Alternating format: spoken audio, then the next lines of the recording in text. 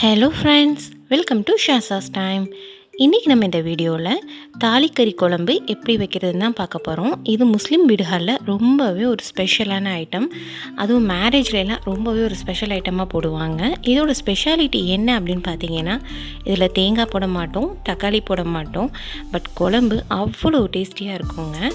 இதுக்கான மெயின் இன்க்ரீடியன்ட்ஸ்னு நம்ம பார்த்துட்டாலே மட்டன், சின்ன வெங்காயமும் வெள்ளை பூண்டும் தான். இதுதான் ரொம்ப ரொம்ப முக்கியமான இன்க்ரீடியன்ட்ஸ். மற்ற இன்க்ரீடியன்ட்ஸ் எல்லாமே டிஸ்கிரிப்ஷன் பாக்ஸில் வித் மெஷர்மெண்ட்ஸோடு கொடுத்துருக்கேன், நான் செக் பண்ணிக்கோங்க. அண்ட் வீடியோவில் நம்ம இடையில சேர்க்குறப்பையும் அதை நான் மென்ஷன் பண்ணியிருக்கேன், பார்த்துக்கோங்க. இப்போது ஒரு பேன் இல்லை கடாய் ஏதோ ஒன்று வச்சு நம்ம ஹீட் பண்ணிக்கலாம். அது ஹீட் ஆனதுமே ஒரு 5 ஸ்பூன் அளவுக்கு அரிசி, நம்ம நார்மலாக குக்கிங் ரைஸ் யூஸ் பண்ணுவோம் இல்லையா, அதையே ஆட் பண்ணி நல்லா வறுத்துக்குங்க. அது பாதி வறுபட்டதும் ஒரு ஸ்பூன் மிளகு சேர்த்துக்கோங்க. இது காரத்துக்கு ஏற்ற மாதிரி தான் மிளகு நீங்கள் அட்ஜஸ்ட் பண்ணிக்கணும். நான் அதிகமாக காரம் எடுத்துக்கலை, 2 ஸ்பூன் மிளகு கூட நீங்கள் ஆட் பண்ணிக்கலாம். பெப்பர் காரம் தாங்க இதில் மெயினாகவே இருக்கும். ஸோ அதுக்கேற்ற மாதிரி ஆட் பண்ணிக்கோங்க. பாருங்கள், அரிசி நல்லா பொரிஞ்சு வந்ததுமே நம்ம இதை தனியாக எடுத்து வச்சு ஆறுனதும் மிக்ஸி ஜாரில் போட்டு பொடி பண்ணி வச்சுக்கலாம் நம்ம. இப்போ இந்த கடாயில் நான் ஒரு ஸ்பூன் வெந்தயம் ஆட் பண்ணியிருக்கேன். வெந்தயம் வந்துட்டு அதோட கலர் சேஞ்ச் ஆகும் இல்லையா, அது வரைக்கும் வறுத்துக்கலாம் நம்ம. இப்போ இதோட ஒரு ஸ்பூன் சீரகம் ஆட் பண்ணிக்கிறேன் நான். சீரகமும் சேர்த்து நல்ல வாசம் வர அளவுக்கு வறுத்துக்குங்க. இப்போது வெந்தயமும் கலர் சேஞ்ச் ஆகிடுச்சு, சீரகமும் நல்ல ஸ்மெல் வர ஆரம்பிச்சிருச்சு. இப்போ இதை தனியாக எடுத்து வச்சிடலாம் நம்ம. இப்போது அதே கடாயை எடுத்து வச்சுக்கலாம் நம்ம. இப்போ இதில் 2.5 ஸ்பூன் அளவுக்கு மல்லித்தூள், தனியாத்தூள் இருக்கு இல்லையா, அதை ஆட் பண்ணி நம்ம வாசம் வர்ற வரைக்கும் வறுத்துக்கலாம். நம்ம இந்த பொடி சேர்த்து வறுக்கிறப்போ ஃப்ளேம் வந்துட்டு லோவில் வச்சுக்கோங்க. இது வந்து அடிப்பிடிக்காமல் கருகி போகாமல் நல்ல வாசம் மட்டும் வர மாதிரி வறுத்து தனியாக எடுத்து வச்சுக்கோங்க. நான் முன்னாடியே சொல்லியிருந்த மாதிரி சின்ன வெங்காயமும் வெள்ளை பூண்டும் தான் இந்த குழம்புக்கு முக்கியமான பொருளே. இப்போ பாருங்கள், சின்ன வெங்காயம் நான் 1/4 கிலோ அளவுக்கு எடுத்திருக்கேன். அதை நீல வாக்கில் சின்ன சின்னதாக நறுக்கி வச்சுருக்கேன்.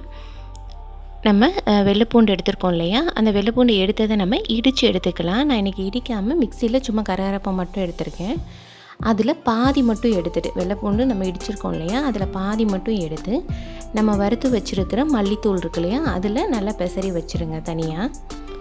இப்போது அடுப்பில் குக்கரை வச்சு ஹீட் பண்ணிக்கலாம். ஹீட் ஆனதுமே அதில் நம்ம ஆயில் ஆட் பண்ணிக்கலாம். 50லேருந்து ஒரு 75 ml அளவுக்கு ஆயில் ஆட் பண்ணிக்கலாம், நம்ம எடுத்துருக்க மட்டனை பொறுத்து. நான் இன்றைக்கி 1/2 கிலோக்கும் கொஞ்சம் அதிகமாக எடுத்திருக்கேன் மட்டன்.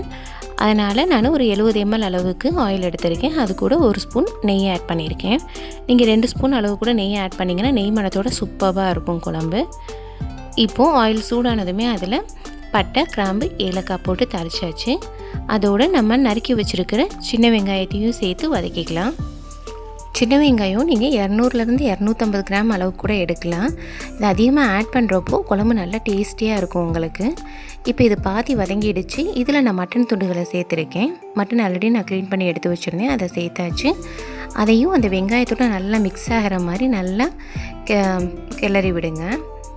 நல்லா கலந்து விட்டதுக்கப்புறமா வெள்ளைப்பூண்டு நம்ம இடித்து வச்சுருந்தோம் இல்லையா, பாதி வந்துட்டு மல்லித்தூளோடு ஆட் பண்ணியிருந்தோம்.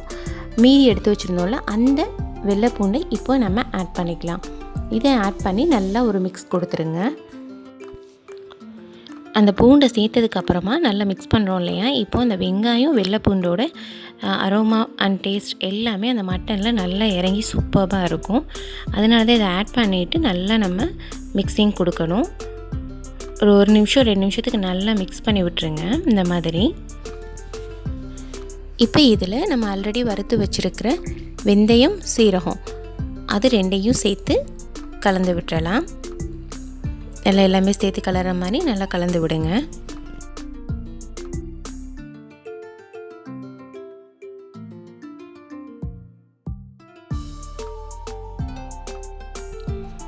இப்போ இந்த மிக்ஸில் மஞ்சள் தூள் கொஞ்சம், மிளகாய் தூள் கொஞ்சம் ஆட் பண்ணிப்போம் நம்ம. மிளகாய்த்தூள் வந்துட்டு உங்கள் காரத்துக்கு ஏற்ற மாதிரி ஆட் பண்ணிக்கோங்க. நம்ம ஃபஸ்ட்டே மிளகு ஆட் பண்ணியிருப்போம். ஸோ அதை பொறுத்து நீங்கள் காரம் அட்ஜஸ்ட் பண்ணி சேர்த்துக்கோங்க. சேர்த்துட்டு நல்லா மிக்ஸ் பண்ணி விடுங்க. இது நல்லா நம்ம மிக்ஸ் பண்ணிடணும். ஏன் அப்படின்னா அந்த கறியில் உள்ள தண்ணி வந்துட்டு கொஞ்சம் வற்றணும். அப்போ தான் உங்களுக்கு அந்த ஃப்ளேவர் வந்து கரெக்டாக கிடைக்கும். அந்த மாதிரி நல்லா வதக்கி விட்டு நம்ம கலந்துடலாம். இது கலந்துட்டு இதுக்கு தேவையான அளவு உப்பு நம்ம ஆட் பண்ணிப்போம். நீங்கள் மட்டன் எவ்வளோ எடுத்துருக்கீங்களோ அதுக்கேற்ற மாதிரி உப்பு ஆட் பண்ணிக்கோங்க. இந்த தாலி கறி குழம்பு வந்துட்டு முஸ்லீம் மேரேஜஸில் ரொம்பவே ஸ்பெஷலுங்க. ரொம்ப ரொம்ப நல்லா இருக்கும் டேஸ்ட்டு. அதுவும் ஒயிட் ரைஸோடு நல்லா இருக்கும். ரொம்ப ரொம்ப டேஸ்டியாக இருக்கணும் அப்படின்னா கீ ரைஸோடு சர்வ் பண்ணிங்கன்னு வச்சுக்கோங்களேன், சான்ஸே இல்லை. டேஸ்ட் அப்படி இருக்கும். நீங்களும் கண்டிப்பாக ட்ரை பண்ணி பாருங்கள். இப்போ உப்பு சேர்த்து கலந்தாச்சு. இப்போது இந்த மட்டன் வேகிற அளவுக்கு நம்ம தண்ணி ஊற்றிக்கலாம். தண்ணி ஊற்றி எத்தனை விசில் விடணுமோ, நான் இன்றைக்கி 6 விசில் விட போகிறேன். 6 விசில் விட்டால் இந்த மட்டன் வந்து நல்லா வெந்துடும். நீங்கள் உங்கள் ஏரியாவில் கிடைக்கிற மட்டனுக்கு ஏற்ற மாதிரி விசில் விட்டு நல்லா வேக விட்டுருங்க.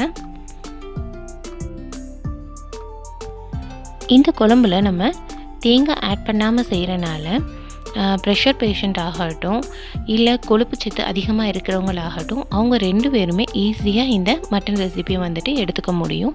அண்ட் ரொம்ப டேஸ்டியாகவும் இருக்கும். இது தேங்காயை வந்துட்டு நம்ம கொதிக்க விடுறப்போ, நம்ம குழம்புல கலந்து கொதிக்க விடுறப்போ பார்த்திங்கன்னா அதோட நல்ல கொழுப்பு எல்லாமே கெட்ட கொழுப்பாக மாறிடுது. பட் இதில் எந்த ப்ராப்ளம் இல்லை. இப்போ பாருங்கள், வெந்துருச்சு. பார்க்கவே சூப்பராக இருக்குது, கலர்ஃபுல்லாக. இப்போ ஸ்டவ் ஆன் பண்ணிக்கலாம். இப்போது நம்ம வெறும் தண்ணி ஊற்றி கறி மட்டும்தான் வேக வச்சுருக்கோம். இப்போ பாருங்கள், அந்த குழம்பு வந்துட்டு ரொம்பவே தண்ணியாக இருக்கும்.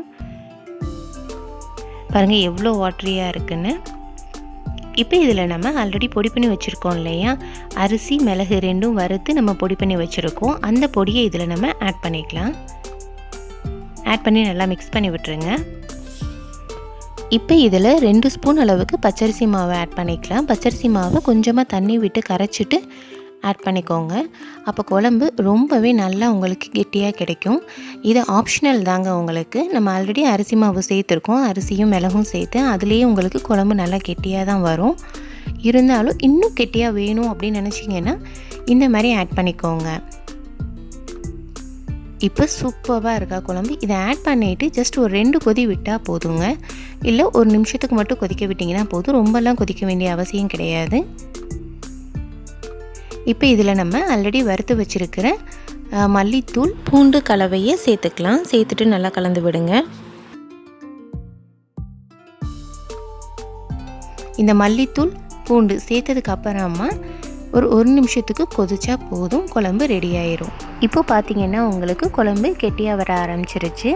இன்னும் ஒரு 5 நிமிஷத்தில் நம்ம ஸ்டவ் ஆஃப் பண்ணிவிட்டு சர்வ் பண்ணுவோம் இல்லையா, அந்த சர்விங்க்கு வர்றப்போ கரெக்ட் கன்சிஸ்டன்சியில் உங்களுக்கு குழம்பு ரெடி ஆயிருங்க. பாருங்கள் எப்படி இருக்குன்னு சொல்லிட்டு. சூப்பராக இருக்கா பார்க்குறப்பே. உங்களுக்கு இந்த ரெசிபி பிடிச்சிருந்துச்சுன்னா மறக்காமல் இந்த வீடியோவை லைக் பண்ணிடுங்க. அண்ட் ஷாசாஸ் டைம் சேனலை சப்ஸ்கிரைப் பண்ணிக்கோங்க. கூட வர பெல் பட்டனை கிளிக் பண்ணி வச்சுக்கோங்க. Thank you friends. தேங்க்ஸ் ஃபார் வாட்சிங்.